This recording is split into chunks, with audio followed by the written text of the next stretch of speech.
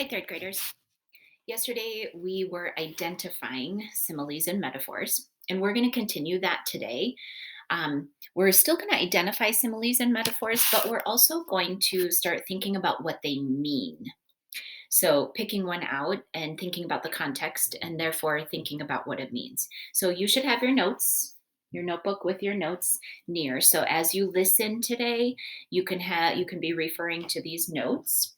One thing I do want to point out is when we're talking about what figurative language means, it's because when an author uses figurative language, the author, it doesn't necessarily mean exactly as the words are. There's another meaning to it. And the author uses those phrases or um, these types of figurative language to really try to describe in a very descriptive, visually way. And so we'll point out a few examples of that today.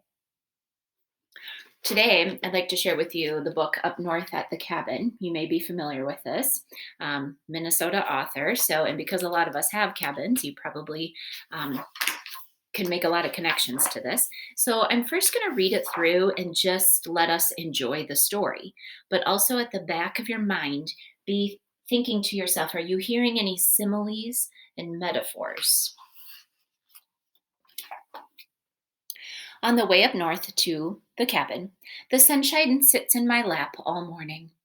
I know the way by heart. Past the big walleye statue on Lake Mille Lacs, a few more miles to the live deer park, till all the trees are birch and pine and houses are made from logs that look like shiny pretzels. Up north at the cabin, I am a smart angler. Grandpa tries pink spinners, leeches, and dragonflies, but I know what fish like. I bait my hook with peanut butter and worm sandwiches, then jig my line and wait.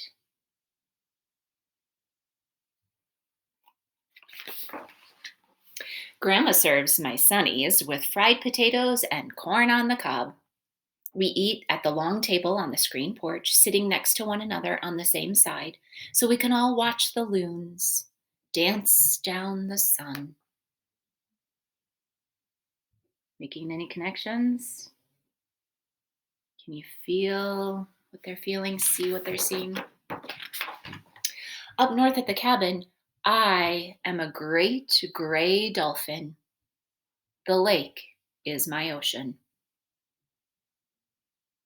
Are you hearing any similes or metaphors? From the dock, I dive headfirst, skimming over sand that swirls behind me. Anchored to the bottom, upside down, I am an acrobat in a perfect handstand. Then, rising in a sea of air bubble balloons, I float on a carpet of waves.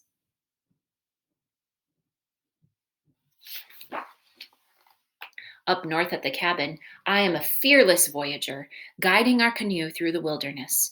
The river spills over rocks and whispers to me, Kawishui, Kawishui, and rushes on to anywhere.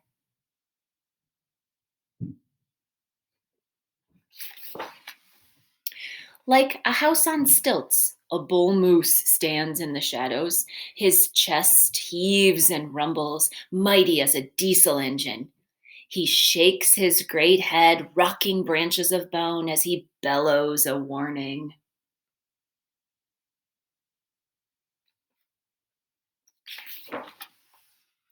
Ahead to the beaver dam, the voyager commands. On the portage trail, we sling the canoe over our heads, its backbone to the sky. We trudge along, an armored beetle homeward bound.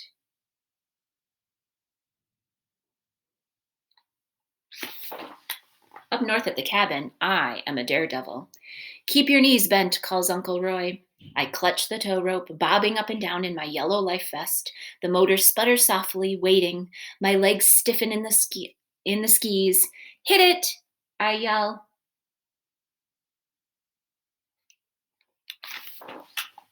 The boat roars forward. The tow line snaps tight. I leap from the water, riding the waves. Lean back, they scream. How much, I think. Then smack the water like an angry northern pike. I fall 3 times. A flip, a somersault, the splits. Want to try again? They ask. Papa skims the silver water on only one ski. Yes, I shout.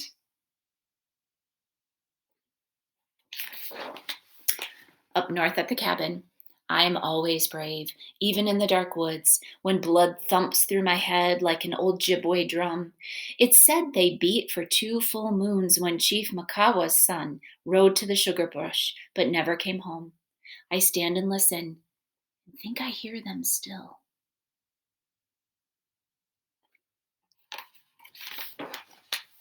Up north at the cabin, we are almost ready to go. I check under my bed, take down our clothesline, pack my snorkel and fins, then one last thing. I look all around me, at the screen porch, at the creaky branch I hear at night, at the chipmunk hole under my stoop, at the tufted island in the bay, at the spot in the sky where the North Star shines. I shut my eyes tight and fix them in my mind.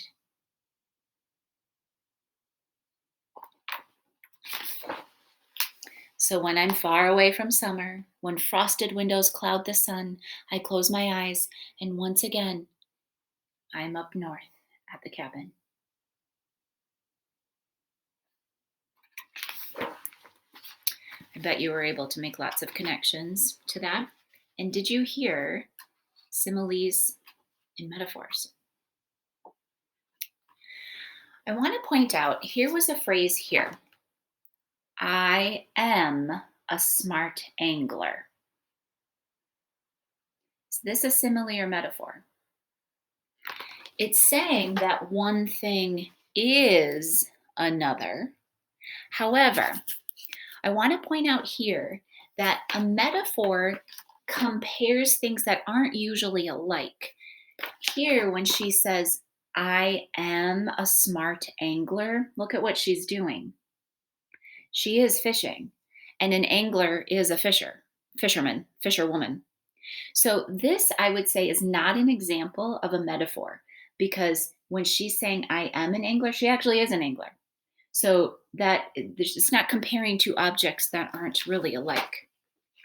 However, a few pages after that, up north at the cabin, I am a great gray dolphin. When you look at her, is she a dolphin? No. So here, this is a metaphor. By saying I am a gray dolphin, she is comparing herself. She's saying she is a dolphin. She's not literally a dolphin. So that would be an example of a metaphor. And what does she mean by that? I am a dolphin. Look at what she's about to do. When you hear the word dolphin, you can picture it. You know what a dolphin looks like. You know that they're great swimmers. So basically, what that means is she's a great swimmer. She knows she's a great swimmer. She spends a lot of her summer at the cabin swimming at the lake. So, what the author means by that is she's a great swimmer. How about this? I float on a carpet of waves. That be a simile or a metaphor? I'd say a metaphor. I know it's not actually saying one thing is another, but it kind of is. I float on a carpet of waves.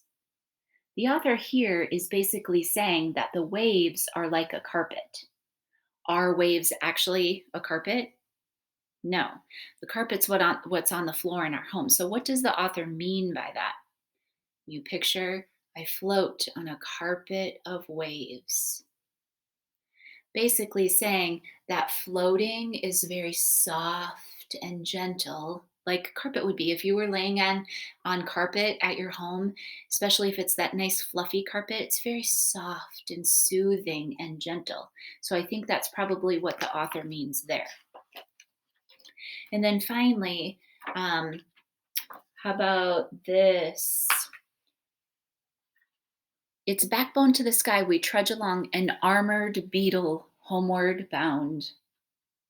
They're talking about portaging, so they've got the canoe over their heads. Simile or metaphor?